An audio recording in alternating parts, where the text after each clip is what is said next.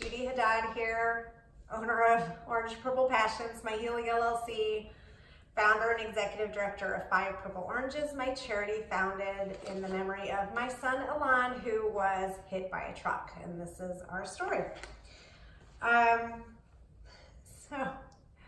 I'm dressed in all black for a reason. Now, what's funny is actually I'm going to talk as much as I can about the court case only through 2016. I am not ready to face 2017 yet. But I realized I wore this shirt to one of the meetings in the DA, so I think that's kind of interesting. But everything else is Stitch Fix, you know, naturally. But black seems appropriate. So I have like a crap ton of notes here. So oh, a beautiful hawk just flew overhead. That's my sign for my boy. So I'm going to be looking down, reading a lot, so I apologize, you know, because I know you love to see my beautiful face. Okay, and I don't know what's going on with my hair today. I'm having one of those days, but Happy New Year to everybody, because when you'll see this, it's 2019. I'm shooting it in 2018, though. So in December, on Christmas, I'm not sure when I mailed it, on Christmas in 2015, I wrote a letter to the DA. This is just a reminder, you guys, that if you live where you vote for your judges and your sheriffs and your prosecutors, please pay attention and actually vote. Just saying, because when politics gets involved in law enforcement, shit goes wrong. Like, my case was not tragic in a lot of ways. So I'm not really complaining about mine. I am going to complain about mine. I don't hate the DA. I sort of hate the DA. But I have good reason. I'll tell you why. So in December, Elan was killed August 2014. We met with the DA July of 2015. He met again with the crash team August of 2015. I met with the governor August of 2015. Believe in December of 2015, he was going to make a decision. I heard nothing. So I wrote him a letter, which I will read to you. I hope you had I don't think I printed out what I wanted to print out. Okay, one more letter I wanted to read to you, but now I don't have it, and it's on my phone. I'll read this part to you, though. I hope you had a wonderful Christmas and a fabulous New Year. I'm sure you can imagine this has not been a pleasant holiday season for me. While I sit around in the prison of my grief, the man who killed my son is free to enjoy his family time. I hope to hear from you about the case soon. I'm enclosing a picture for one of Elan's teachers. She and some of the kids decorated his nook at the school. Sincerely yours. So I heard nothing. Just letting you know, I heard nothing. 2016, I believe, was my year of I'm in limbo. I don't know what's going on with the criminal case. I'm going to take 15 million trips. They're all going to be work trips for the most part. For the most part, I can expense them. And we'll just wait and see what happens. But every freaking time I was ready to go away, I would call the sheriff's office and say, what have you heard? Is the DA gonna call me? Because I wasn't hearing anything from the DA's office. So finally, I think I heard something about go away, don't worry about it, but you can't tell a Jew not to worry about things. Anyway. This is gonna be a hot mess, sorry. So I looked at everything I was doing. I went to Idaho, I went to San Antonio, I went to Florida, Utah, went on a cruise, but I was always checking the progress. So in December, I thought we would hear, we didn't hear anything. So the big meeting finally on I think I went to Canada that year too. I was all over the place. Canada twice. So in April, we had a meeting with the DA, and I was To this day, when I walk in the courthouse, in the judicial building, I can't breathe. Like, I lose my ability to regulate my breath and my pulse. And I always take the stairs, and I always get, when I get to the 3rd floor, which is where the DA has his offices, and I think my court was on the 2nd floor, but the 3rd floor is where I've been going to a bunch of meetings. I start to like almost feel like I'm gonna pass out.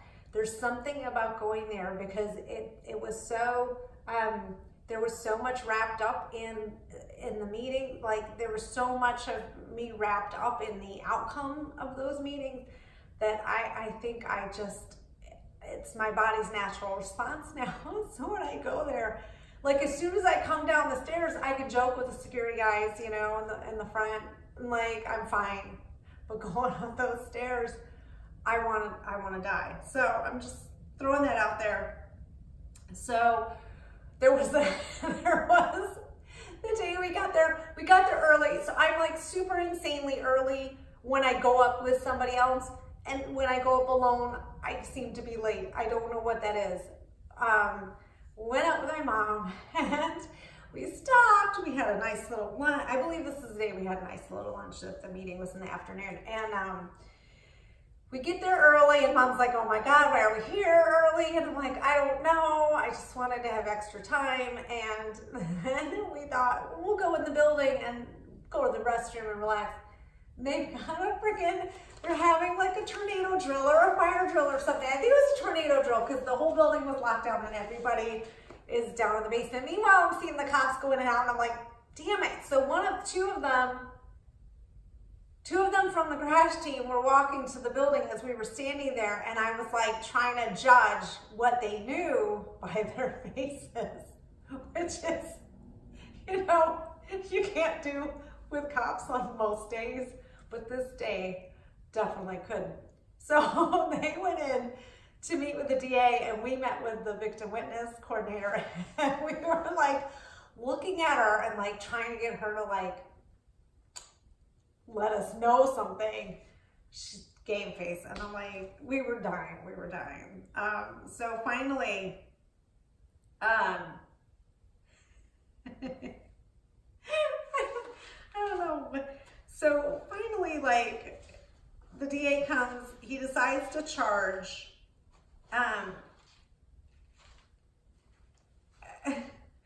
but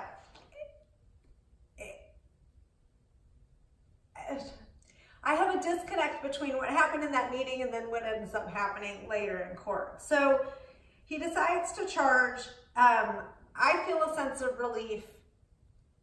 And I'm probably going to go through this and like skip around because I'm sorry, but that's probably what's going to happen. So he decides to charge.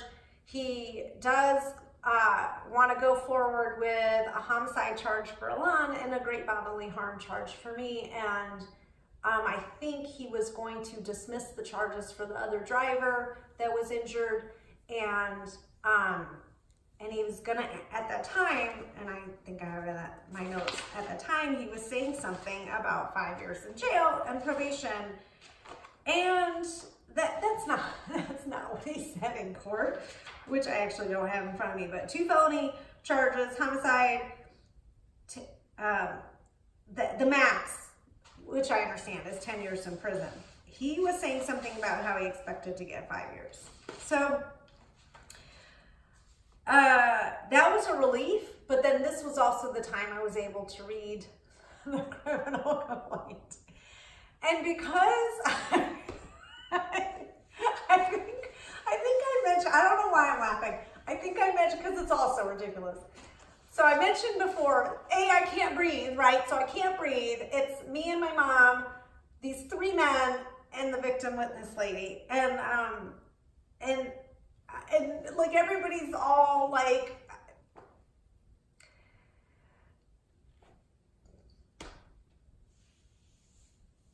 yeah. So the DA has this kind of face where that might show outward like sympathy, but you're sure there's like nothing there. Oh God, he's gonna kill me. I'm sure he's a lovely person, and I think he tried to be understanding, but I just knew too much by then. Like I didn't believe anything he said. Now my mom's another story. She believed everything he was saying, but I didn't, because by then I had done my homework. So it's him, the victim, this lady who doesn't want to say anything, and the two cops, one who I still to this day insist looks about 20, and and the other one who I'm not gonna say anything about at this moment. But so we get the report, and I've said before, I cannot cry in these types of situations. My crying over Alon is a very personal thing, and I can't seem to, I feel like I'm cutting off my head again. I can't. I'm so wound up. So I get the report, and I'm reading the first page, and there's something in there that like hits me wrong. Well, wrong, my kid is dead, but hits me. And I like bend over, because I'm like, well, I don't want to cry in front of these people, but I can't quite cry either, because I'm like so dehydrated, and like, I don't know, I feel someone's like patting my back at this point. I don't know who it is. And I'm like, well, now I can't like lift my head, because it's going to be embarrassing if I'm not like really, they're going to think I'm faking if I'm not like super wet crying, but I'm like, I don't want to cry in front of them. So I'm like trying to hold it in. It's like a hot mess. So they leave me alone to read the report, and one of my injuries is backward facing in my pelvis, and when and that's where I have the most metal in my body, and when I get upset, it aches like an insane amount. And so they left me alone. The cops left.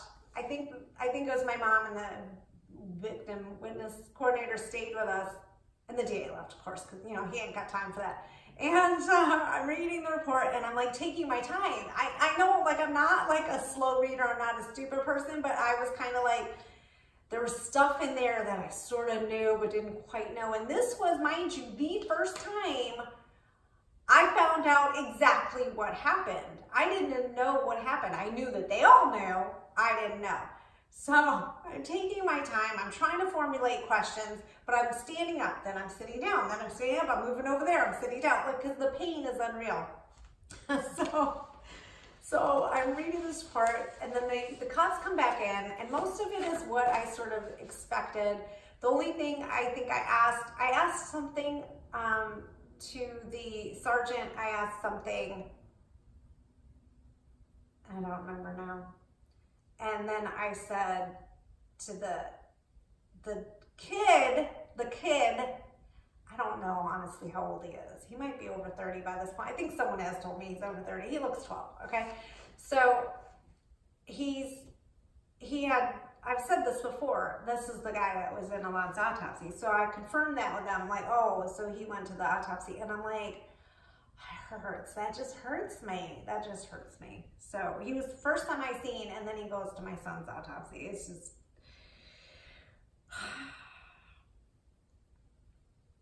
yeah. So the driver, the basic gist of the case is that he was speeding. I now know he was going 71 in a 45 zone. He was following me too closely. He wasn't watching the road. So if you take one of those away, so in my mind, the defense was going to try to say, no, he wasn't speeding. But if he wasn't speeding, then he would have been able to see. So, but he's still not watching the road. Like, there's all these little catch-22s. The combination of the three of those just made it completely deadly.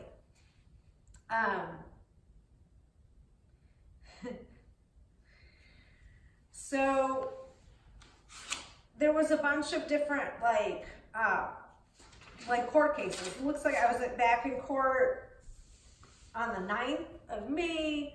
We had another court date on the 30th of June, another court date on July 13th. We had a phone conference in August. We were up there again in August, and my mom and I sort of repeated. This was now 2016, so this was my little sort of anniversary trip. And she did things with me that only he had done with me up there. And it took its toll on her, but we ended up having a really good time. And I ended up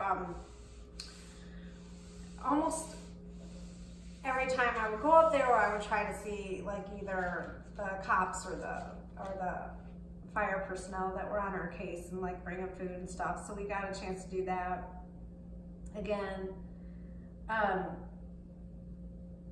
So then in November 15th,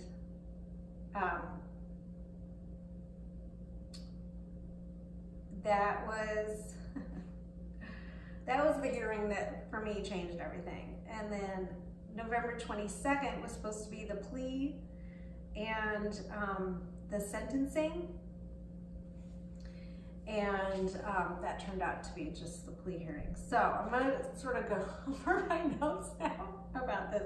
So in the fall of that year, that's when I went to like Minnesota, Texas, and Canada and the cruise. So basically, my entire 2016 was spent traveling and dealing with this case. So that one thing I want to mention is that was a lot of dates that I'm traveling, whatever 100 miles one way to get up to court. And one of the things that pissed me off when we finally did have a restitution hearing was that the lawyer from the other side, he's just a scummy guy. Sorry, I'm gonna say it. I don't care. Come at me. Sue me for libel. Try it. Would say, oh, well, she wasn't required by law to be in court. You have your child killed and then tell me if you're gonna show up to court. So, so what we had planned for sentencing is that we were going to talk about the fact that the driver was following too closely, he was speeding, he was not paying attention. He chose, by his own words, to look at the cornfields. He said, I like to sightsee and zone out while I drive. Okay, this is a man driving, how many tons? I have to look it up again. So how many tons is he sitting on going almost, what is that, 30 miles over the speed limit? What did I say speed limit is? And then also not paying attention. And he was right on my ass. So I had no hope. He had a terrible record of previous drunk driving and outbursts of the police. And my feeling like I was gonna bring that up. He had a lack of regard for the law and the life. And the big thing that they wanted me to talk about was the effect on me. All my physical issues, I can't sleep on my left side. I had the BPPV, which gave me vertigo for months. I had constant pain. I had to have the 2 surgeries, but mostly the loss of a lung. So for me, going into court, so once we had this date in April, then it was, my whole brain went to sentencing, because they were going to offer this plea agreement. And my whole thing was, okay, I need to focus on jail versus prison. And in my mind, I didn't know. I gotta be honest, I didn't understand the difference between jail and prison. I've had friends and family who've been in both, still didn't really quite grasp that. So that was something I had to wrap my little head around. And I wanted to talk about,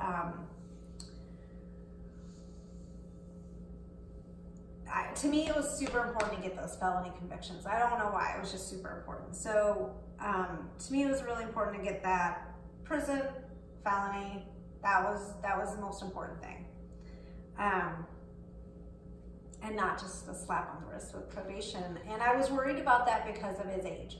Although he had still, up until like that time, been just a terrible human being on the road. So I'm not gonna talk about him as a man. I don't know, except for his Facebook posts are rather disgusting.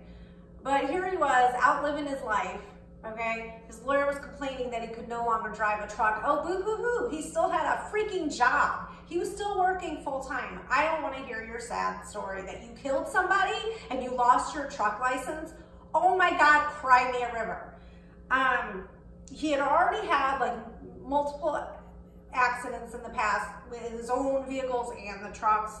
He had this terrible safety record with the company he was now driving for. They were not giving him any training. They were not docking him when his points got too high. They were still calling him, one of their safest drivers.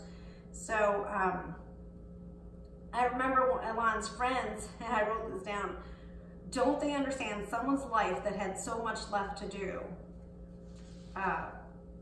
was taken, basically. So with the DEA meeting, it was really important that I went in there wanting homicide or felonies and jail, at least jail. Okay. So I looked up some of the things, and I was really worried about that he was gonna knock that sentencing down to offer them just probation. When we talked to him, the DA, he was saying he felt really good about the evidence. He had confidence in the crash team. He was going to talk about the injuries to me and the homicide and ask for the max penalty. He did not, but that's okay. And ask for them. Oh, wait a minute. No, that's right. So I take that back. He was going to ask for a year and a half. Combined for both me and Alana. Yeah, gotta love that. Oh no, I take that back. Okay, see, I've been out of that, this is where I'm getting confused. I came out of that meeting thinking, oh my God, he's gonna really push for a good sentence. He was saying dismissing the other charges. Now we all know that this is how deals are made. Like, to save the courts, the county, the expense of going to the court, and my expense and my emotional trauma. I understand that they do that all across the country. Deals are made all the time. I get that. You want to save costs, and a lot of times I've been on a jury where you're like, why did you bring this to trial? This is dumb. Like, there's no way. You guys, like, it was a unanimous jury within like 30 seconds. Like, they're stupid. So I get that. But he also didn't quite understand the science of the DA. So he kept talking to me, and I did not reveal that I understood that he didn't understand, but I understood the case better. I don't know if that makes sense. But he just kept saying that the experts wanted to dispute the speed, and my feeling was like, great.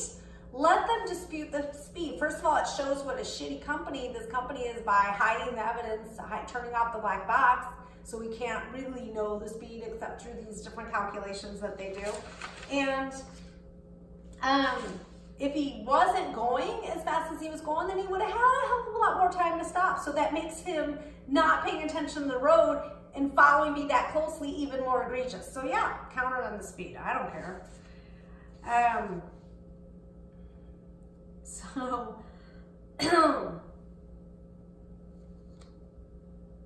I was under the impression after leaving that meeting that we were going to get, it was 2 felony charges, and the DA was going to ask for 10 years in prison, and that I wouldn't get as much in a jury trial, and there was going to be consecutive sentences and consecutive probation. The judge, I did not know much about him. I heard good things, but that he was saying the judge loathes drunk driving, but here I am thinking, well, then do I bring that up in my sentencing letter? Like, I didn't think we were allowed to bring this up in court. So his previous history. So the DA was saying that the homicide charge is something that he will not drop. He will not waive run because he can prove it. But he doesn't get the math. It's complicated physics. And he's now looking at scheduling first few weeks in December. So this is April. We're now looking at December. And then, he starts talking about his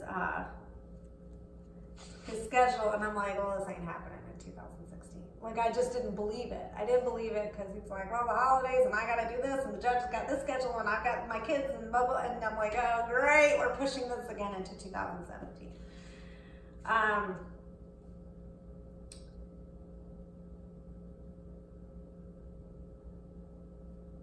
but we got a court date of November 22nd, 2 days before Thanksgiving. So one of the things prior to that is the lovely meeting we had on the 15th of November. So November 22nd, there were like other hearings like that I either was planning on showing up for or had to show up at the last minute. This is one of them. I did not plan on this because of this was a week before our sentencing hearing. The defense is now saying, well, we're not ready and we're not, we're gonna ask for the sentencing to be pushed back. Now, by this time he's agreed to the plea, but he doesn't plead guilty. He pleads no contest, and I'm like, I am now being told by both the defense attorney and the prosecutor and the DA that this is him taking responsibility. I want you to like treat your kids like that and ask them, oh, who did that? No contest? No, that's not taking responsibility. That's not how you raise a child. That's not how you raise a responsible adult. It's like, these people who do the Alford pleas. Well, I know you've got the evidence on me. I'm just not saying it in court. No contest is not taking responsibility. He never owned up to anything. Okay, so now I'm going back to that meeting in April. So this is the meeting in April. I get so heated because he has, the man who killed my child has expressed remorse. Do I believe he's remorseful? No. If he were remorseful, do you not think he would be pleading guilty? So I was not going to be told he's remorseful. I was not going to be told he's accepted responsibility. So we have this meeting on the 15th, and it's not with the judge who's hearing our case, it's with this other judge, and I heard good things about him. He was a former DA, and the defense attorney comes in and says that he's got a conflict of interest with the expert and they deserve the expert. Because again, the speed at the time of the crash is important. I'm like, you're just ignoring all the other facts in the case, but okay. So he says, with the possibilities of his client going to prison, that they need to have the best expert they can have.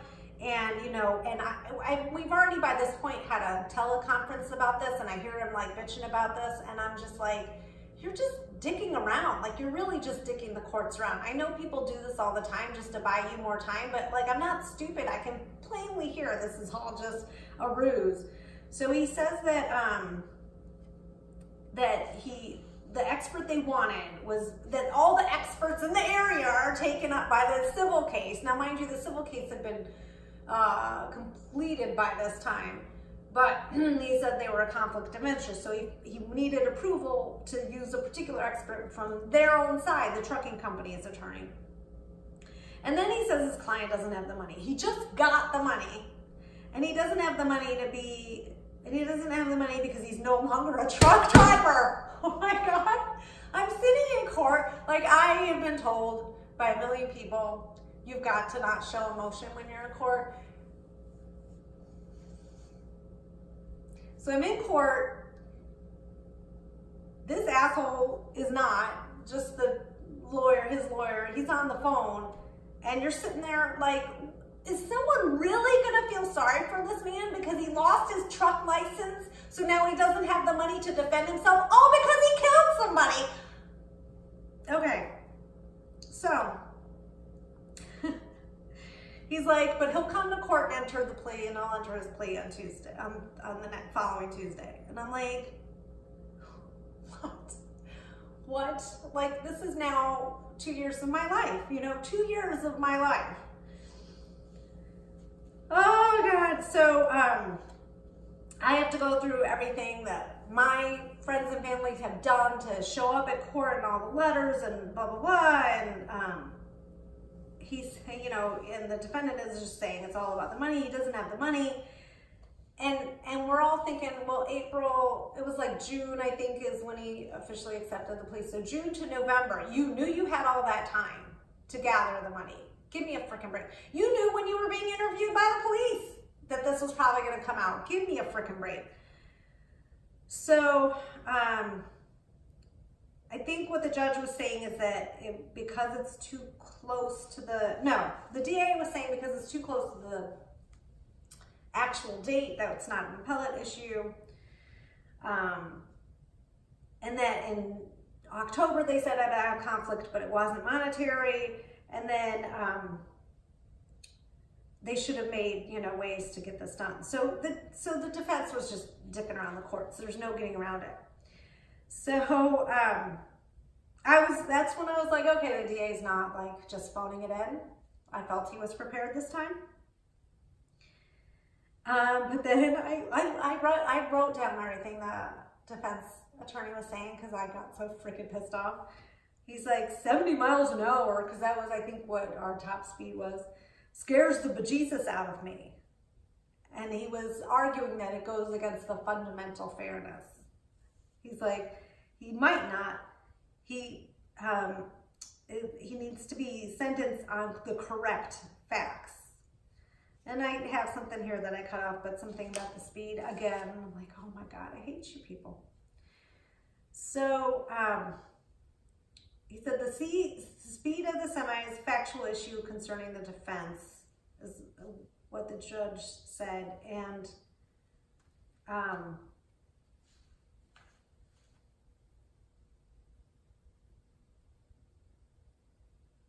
so we had we had to postpone the case. So the following Tuesday, I knew I was coming to court. I knew I wasn't going to get any satisfaction. All it was a plea. Now I'm sure there are people who told me at the time, you didn't think you'd get here. This is a win. You're hearing him, you know, admit responsibility. But that's where I go back to, that's not admitting responsibility. You're not admitting your responsibility if you're saying no contest. I just want to live in a world where saying no contest is admitting responsibility. Give me a freaking break. So, so the things that they were, you know, they were concerned about with the penalties is that,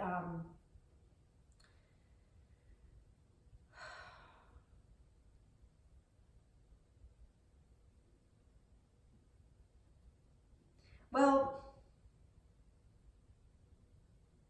I mean, his age, so the big thing was that the DA was, the defense was saying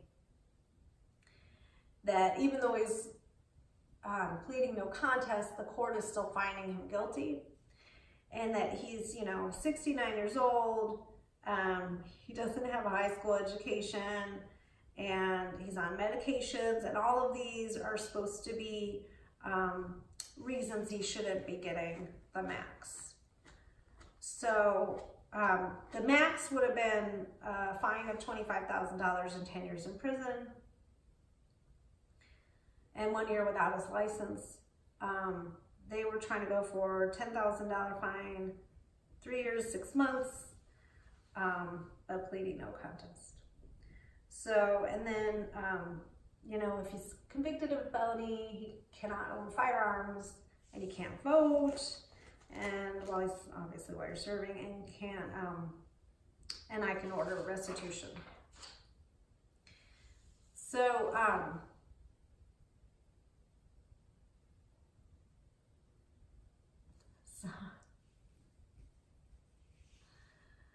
I have my notes here. Another thing though, so in court they had agreed that the expert testimony was due by the end of December. I happen to know the expert testimony didn't get there by the end of December, and that we had provided a tremendous number of statements, and on the 3rd of January of 2017, the expert testimony was turned in. He's now a convicted felon, and now we're gonna move forward with the sentencing. So my favorite quote from that particular court experience was from the defense expert, who says, "This is a waste of my time, Kurt." So Kurt being the DA, and let me just tell you how I feel about that.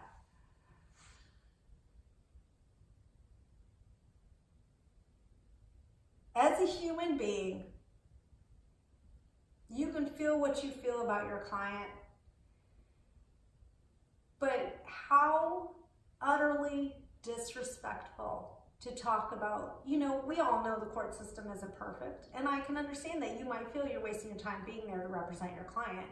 You're getting paid, but I can understand that anyway. But you're disrespecting my child when you say shit like that. You're disrespecting my child. Like, screw you. I don't care about your time. Your client took a life. You have now pled that he's now come to court and said, yep, this is what I did. Well, no contest. You took a life. Just honor that. I don't care who you are, or what you think, or how you feel about the case. Just stop being an asshole. He took a life. I know this video is really rambling. It's just hard for me when I go over the notes and all. I can't even tell you what a toll those trips up there took on me, and all the planning and all the hoping and all the wishing and all the having my hopes dashed, and then my hopes rise and my hopes are dashed and my hopes rise and my hopes are dashed. So yeah.